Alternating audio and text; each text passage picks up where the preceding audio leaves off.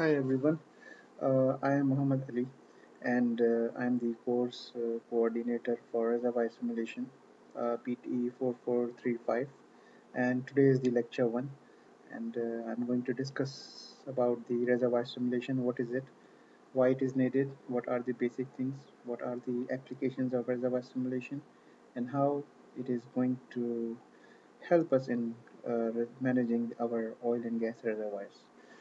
So let's start with the basic definition of reservoir simulation. But before going uh, to the slide number 1, let me share that about this picture that I have here right in front of your eyes. You see a very colorful picture, a very nice picture, but you, it is nice, but it is very complicated, and it has so many grids. You can see that it has so many blocks, small blocks, and each block has its own calculations. So when we run the reservoir simulation simulators on computers, so the all each block calculation has to be done. So for example, in this one, in this model that you see, we call it a geological model. In this model, if you see that there are 1 million cells, 1 million blocks, it means 1 million calculations needs to be done. It needs computer, very high performance computer, and so on. So let's start with our course and see how it all goes. Let's look at the lecture slide number 1, which is reservoir simulation. First of all, we need to look at the background of reservoirs. What are the reservoirs? Well, the reservoirs are the storages where we have oil and gas. It's as simple as possible. But these storages are not at the surface. They are not like the water tanks in our homes, and they are not like the storages tank in the refineries, or they are not like anything that you see on the surface. The problem with these reservoir storages are they are underground and they are in earth's crust, and if you go for the easiest reservoir, they are around 1000 meter below the earth's surface. So for in order to reach those reservoirs, we drill the wells, and then we produce them. So basically, in conclusion, we cannot touch those reservoirs. We cannot physically reach those reservoirs. So if we cannot reach them, if we cannot touch them, how we can manage them then? This is the question number 1. So in order to manage them, we need a tool. We need a tool, and that tool needs is an engineering tool, and that here comes the role of reservoir simulation. So with the help of reservoir simulation, actually we manages those reservoirs which are needed to to produce oil and gas. And as a petroleum engineer, our main goal and objective is to produce oil and gas. So let's look at it. What is the reservoir uh, simulation tool? Well, it's a tool combined by the physics, mathematics, reservoir engineering, computer programming for predicting the hydrocarbon reservoir performance under various operating strategies. Well, the statement is uh, so nice and well written, and it's a very small. But if you look at into the details word by word, it, it has to be explained actually. First of all, the physics.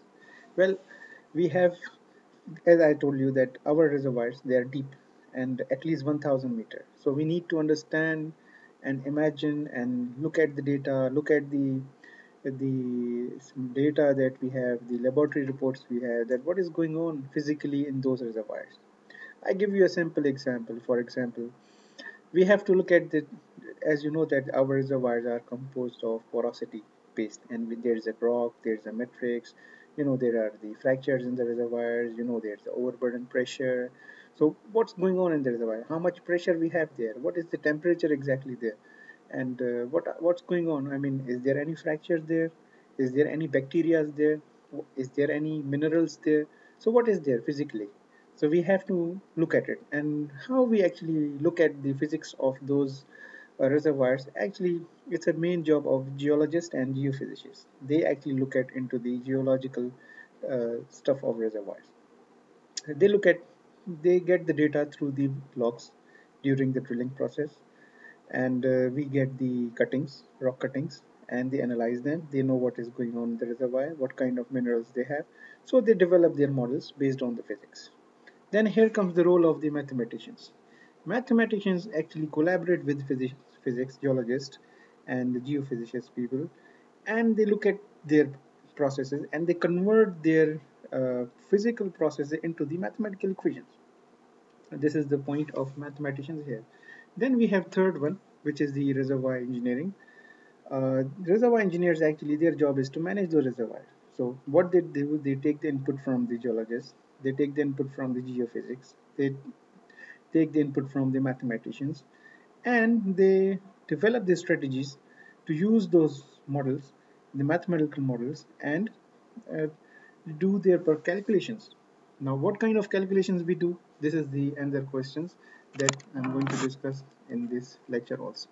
Then we have computer programming, because the physics, the mathematics, the reservoir engineering, they actually this all is is combined and compiled by the computer programmers. They write a good programs, like we have some program for reservoir simulation, which is Eclipse that we use in oil and gas industry, and so on. So once we have the physics, once we have the mathematical equations, once we have the engineering background, the computer program develops the program. Then as an applied reservoir engineer, what we do, we put some conditions, operating strategies, and we check what's going on. As you know, our main objective as a reservoir engineer, as you have studied in reservoir engineering, that how much oil we can produce in next 10 years. This is a straightforward question. The question is straightforward, but answer is very, very tricky. So, how much oil we are going to produce in next year? Do you think that the we may have decline in production, or do you think that we may have a problem in of water coming in the next few years, or do you think that? So there are so many questions that needs to be answered. So and that has to be calculated. That has to be. That's why the engineering team is there. So as you see that here, we have written that we gain insight into the recovery system and so on. Here you can see that we have data, computer program. The mathematical program is given to this one. Then parameters, reservoir engineering parameter, what is porosity, permeability, and temperature and pressure and so on. This all parameters are given. Model is given, which is based on the geological, physical processes. We combine all this data, gives us the outcome. So that's all the overall simulation process that goes on. Let's go to the second slide and let's look at the processes that we have going on in the reservoirs. As you know that because of the density, we have gas, then we have the oil, and then we have the aquifer, which is the water. And what we do, we put the well. Usually we put the well in oil zone, as I have always told you, because our main concern is to produce oil. This is one of the reasons. The another reason is this gas that we have is act like the like a cap. They act like a piston and try to keep the pressure on this oil. So this is the second objective that we achieve using this one. Then after a certain time, when our reservoirs get old, the pressure has declined over time, and the pressure of the reservoir is always declining with time. So once the pressure is declined, we need another mechanism, and in this case we have gas injection. We inject the gas here, we try to inject the gas here, or we inject the water, and they try to increase its volume, and by increasing the volume we increase the pressure. It's simple by Boyle's law and Charles law, where pressure and volume are connected to each other. We follow that one, and we try to maintain the reservoir flow. And fortunately, in Kurdistan region, our main reservoirs are still on primary production. We don't need any secondary process right now. The pressures, as we have visited the Circula or the Gazprom or Dana Gas, their pressures are very, very good. For example, in Circula, the pressure was 7,000 psi and onwards. So they don't need any pressure maintenance right now, and which is good for Kurdistan region so far. And as you know that then after, once the pressure is too much decline, we go for the enhanced oil recovery, and then we try to inject some chemicals, some polymers, some surfactants in the reservoir, and objective is to make the oil more mobile, more easy to flow. It is same like a detergent in your home that you use for clothing purpose to remove the dirt out of it. So if you just use the water, the dirt will not come out of your clothes. But if you use the detergent, you will see that by using the detergent, you remove the dirt out of it.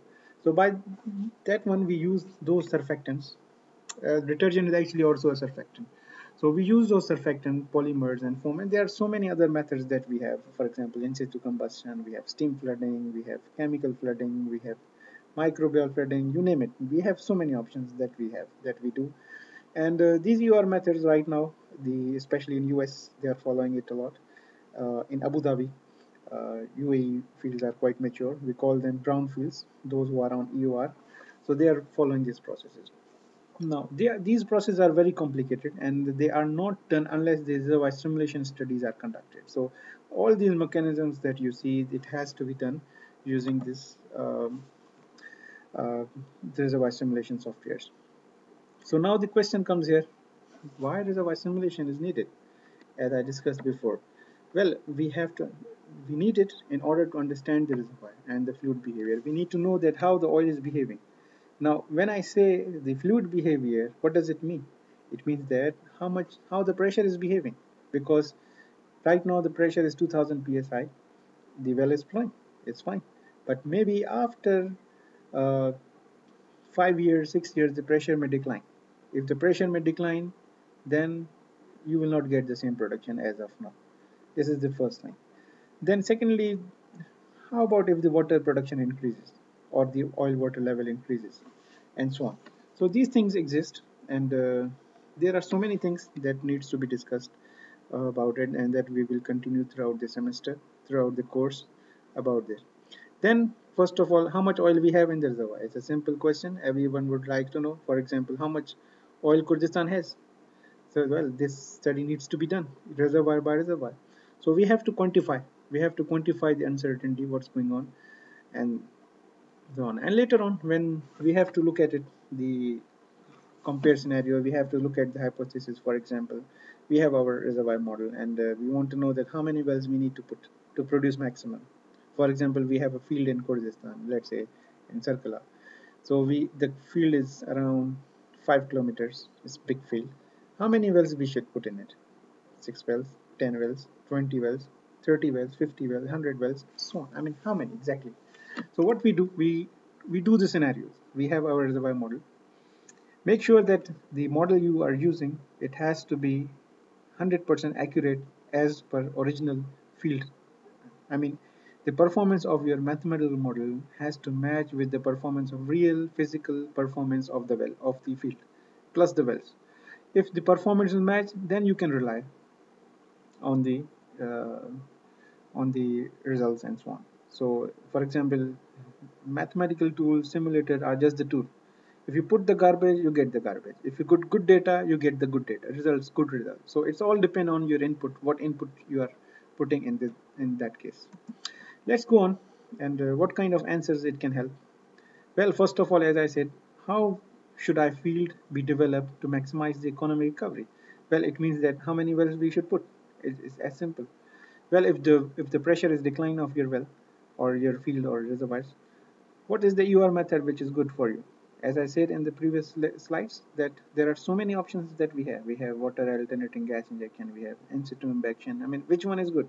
So we need to compare. We need to look at it into deeper. We have to study what kind of UR may be good for our reservoir to increase oil production, and whether it will be economic or not. Whether, I mean, we spend $1 million on it and we are producing only 500, 400,000, and operating cost is too much, then what is the point? So we have to look at economically about this issue. And then why is the reservoir not behaving according to predictions made by previous engineering studies? We have to look at it. For example, we predicted that, okay, well, this problem happened in Kurdistan. Jinel was not expecting the water production that they have today. Well, they did the studies, okay, their reserves are a lot, but after 2 years, their water production increases and their production declines, and then they have to manage those water. So their previous studies didn't behave as they expected. Water level raised. Why? We don't know. They have to do the study. Why the water level increased? So these prediction has to be made. And as I said, the most important question is how many barrels of oil we are going to produce from this reservoir? This is the question. I mean, for example, if the field uh, gives me $50 million for in next 10 years, but the cost of maintaining that field is $1 billion, then what is the solution? So we have to look at that how much oil we have. Then you can invest in the money, or your company can invest the money in this kind of fields. Then, secondly, then what kind of laboratory data is required? Then we need a lot of laboratory data. As you know that, as you have studied before, that you need to know about the porosity of the reservoir, permeability, and so many other uh, data that we need.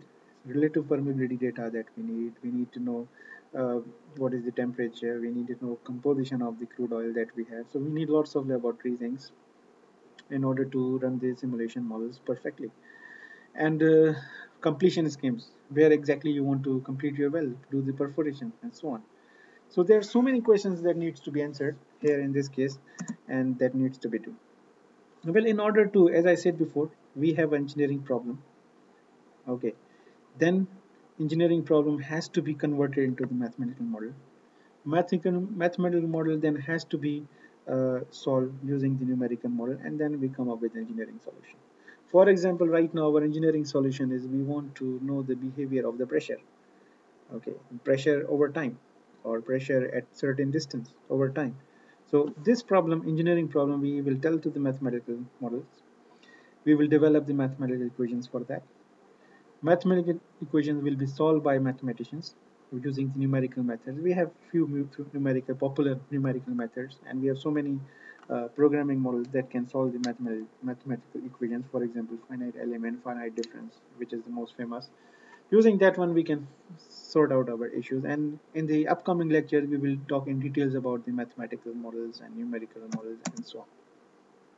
Now, first of all, we need to look at it. What are the fluid and rock properties of the reservoir?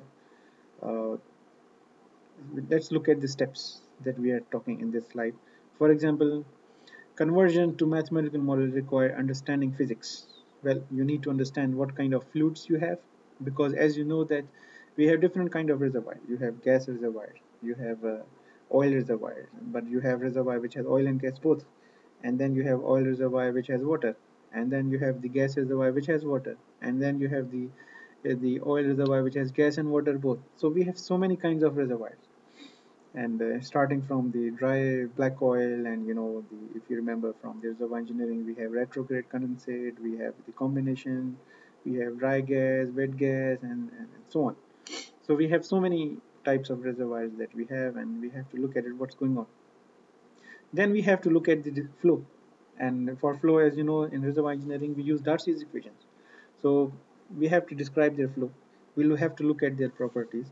These properties, fluid, rock, the flow, and the transport of those, we convert them in the mathematical equations using the conservation of mass, energy, and momentum that we are going to discuss in the upcoming slides. Then this has to be solved using the, we will get the partial differential equations that has to be numerically solved. We will talk about it in the upcoming lectures, a lot about it, and we have to find the mathematical solutions in order to to get what the good reservoir simulators. So in this case, we can say that we have three steps: the physical models, we convert them to the mathematics, then after that we have a numerical model, and then so on. Then you can see here what we do in reservoir simulation. We have a big reservoir here, but you see that uh, here it is not, uh, it's just a one block. Let's say it's from here to here is 2 kilometers, and from exactly, maybe let's say from here till here, let's say is 2 kilometers. But for example, now you want to know the pressure at this point, at let's say at this point, or you want to know exactly what's going on at this point, or you want to know what's going on at this point. So what we do, we break this kind of uh, reservoir into the blocks. You see here, 1, 2, 3, 4, and 5. These 5 blocks, we call them blocks. You can call them grids, you can call them cells, or you can call them elements. Usually what we do, we call them grid blocks or grids. What we do, we write an equations for pressure, saturation for each block. As I said in the first introductory, very beautiful picture, that we have to write equations for each block, each cell. And saturation means how much the oil is present exactly at this point. I mean, how much is the the gas is present at this point. As you can see that there may be oil here at the top, maybe at the bottom we don't have oil. So we have to look at it, what's going on. Then these equations, we get set of linear equations and we solve them in the next step. So let's go ahead and we look at some mass balance. We look at what is going inside and what is going outside and what is accumulated inside for each component for oil, gas, and water and energy and so on. Now, in order to develop the reservoir simulators, actually as you know that we have three phases: uh, oil, gas, and water. Well, you can argue that oil and water both are liquids, but since we are interested in oil and not in water, so we consider them as separate phase because of their densities, and our objective is to produce the oil. So we consider them as separately. Then, as I said, in the reservoir is three-dimensional. We have flow in X, we have flow in Y, we have flow in Z. These are the issues. So three dimensions, three flows, three phases. It's a very complicated equation. So in this course, we will develop some equations for you in order to give you just a flavor that how this reservoir simulation works. So we stick to one phase, let's say the oil. We stick to one single linear flow direction. As I say, we will talk about the in and we talk about the out. We don't talk about the direction which is going on here or here. But in the real simulators that we have used, or they have three dimensions and they have three phases, and they talk about the grid system, which is linear. Some uses the radial and so on. So basically, in bachelor's degree, one phase is to give you a flavor is fine, but when you go for masters, and you will definitely look for two phase and three phase and so on. Look at the equation that we have. We have a partial differential equation, and which is the mass balance, and we are going to talk about these equations in much details in the upcoming equations and so on. So now, in order to write an equation, what mathematical needs we need? Well, you need root finding, especially the linear system of equations, integration you must know, differential equation. So this is the calculus background that you need to know in order to. Then after, once you know the root findings, and you can develop some equations, and you know the integration, derivation, the differential and partial differential equations.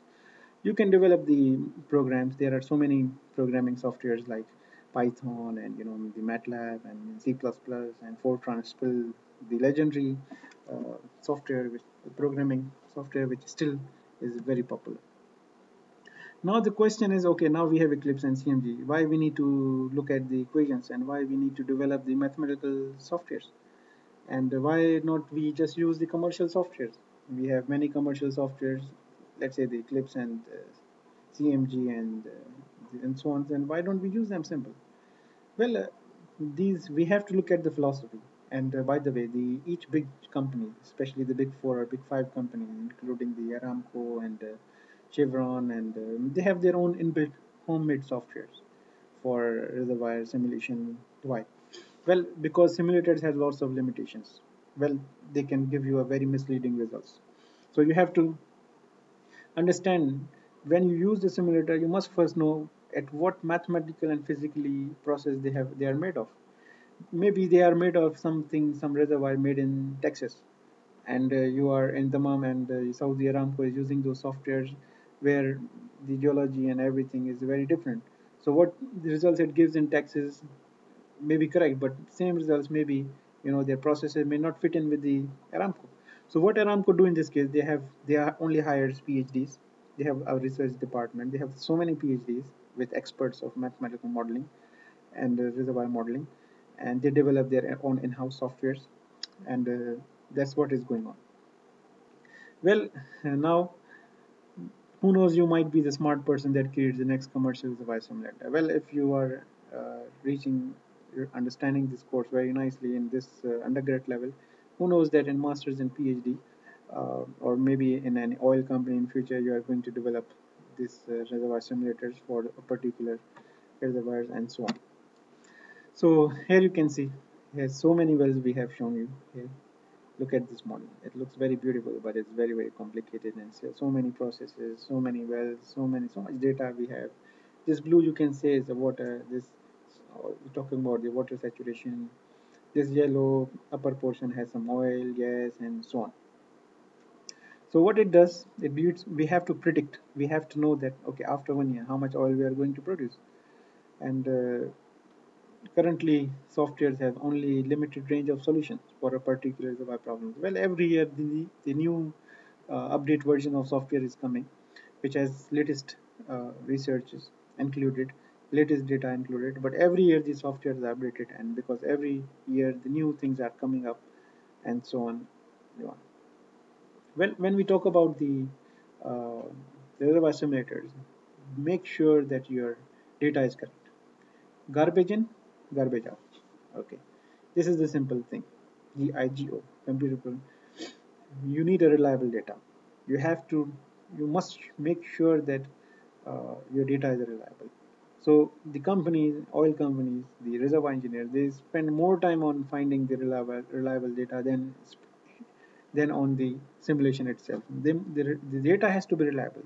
For example, the porosity in the simulator, you input your reservoir porosity is 25%, but actually it is 20%. So it will give you an error. I mean, you predicted that you have an oil of, let's say, 10,000 barrels in your reservoir because the porosity you mentioned is 25%. Actually, it was 20%, and then the real reserves are less because the porosity is less. So the data has to be correct. The data has to be correct. If wrong data, garbage data means garbage results. You cannot rely on those results. So the first thing the company will ask you, the bosses will ask you, do you have the reliable data and how much you are sure about it? Do you rely on your lab's results and so on?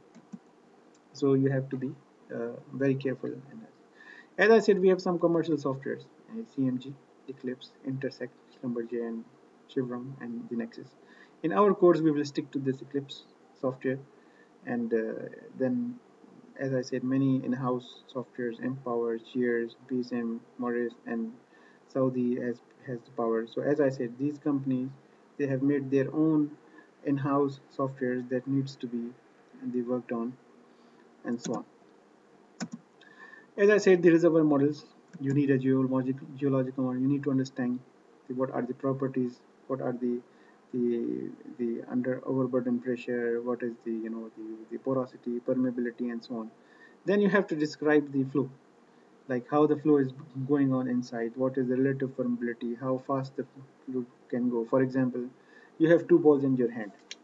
One is heavy, another one is, you can say, is smaller version. You throw them with the same force, but one of them will go faster, other one will not. So you have to describe the flow. In same situation in reservoir, we have three phases: oil, gas, and water. They all are flowing, running together, so towards the well. Which one will come faster, and why?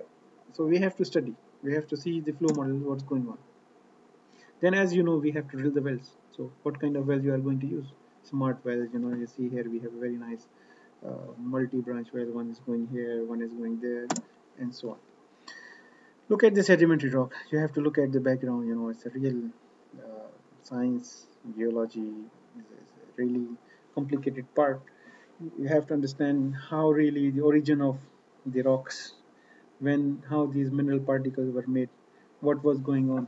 So you have to look at the deposition, the mud, sand, gravels. I mean, what's minerals? You have calcium carbonate. What you have to look at it. Thank God that the geology department, they do that. We, as a petroleum engineers, reservoir engineers, we look at the performance. They give us the ready-made model, and the petrol is the software. They make it by after analyzing all the cuttings that they have and so on. As I said, we need to look at the faults. We look at, maybe there are faults, there are folds, there are fractures, there are so many things that's going on in the model. Then I say we have to look at it, look at the porosity in this case, very This is the porosity and the flow here. Here we have some good porosity here, here, here, but permeability is not good enough in this case, in this one. So we have to look at it, the flow. Do we have enough permeability? Do we have enough porosity? Can the oil can flow easily? I mean, okay, you have the reservoir. It has 1 million barrels of oil. What if we cannot produce it? Which is the same situation with shales, and they fracture at 40 stages, 50 stages. So in order to produce the oil, it is important that there should be oil first. But in the second term, can you produce it or not? This is the second part that you need to do. So as I said, we have the rock models. We have the we take the rock core sample. When during the drilling we take the rock samples. We analyze those data and we develop the geological models. And these geological models are then converted to simulation models. You can analyze like this one. Then after that, you have to look at the porosity, the pore spaces, how the the flow is flowing inside. Then you have to look at the flow behaviors and so on. And definitely, as I said, we have to look at the flow rates. We have to look at the conservation of mass. And as I said, there are three dimensions: x, y, and z. And if we are in radial flow, then r, theta, and z. So in this course, we talk about only single phase, and we will talk about the basic equations describing the flow. For example, here in this one, you can see that we have flow stopped here, or flow. There is no permeability in this one. So if you are sending the oil from this side, and how much it will come from this side, and how much will be trapped inside. Okay, so this is mass in, this is mass out, and how much is accumulated inside. We have to look at the scale and situation and so on in this one, velocity and so on. And of course we have the gradient here, which is we have the partial equations here. So we have to discuss them for incompressible fluids and so on. And as I as told you that we have oil, gas, and water. As you know that gas is highly compressible. If you put it in a container, a small glass, it will take all the glass. But if you compress it, it will be compressed. Then we have oil, we call it slightly compressible. And then we have water, which we say incompressible fluids. Then reservoir simulation elements, as I said, we have to look at the geological description, we have to look at the fluid types, and we have to look at the reservoir depletion mechanism. Well, let's stop here. This is the part one, and I hope you like the lecture, and we will continue in the part two about the most of the questions, and in the part two we will continue this lecture.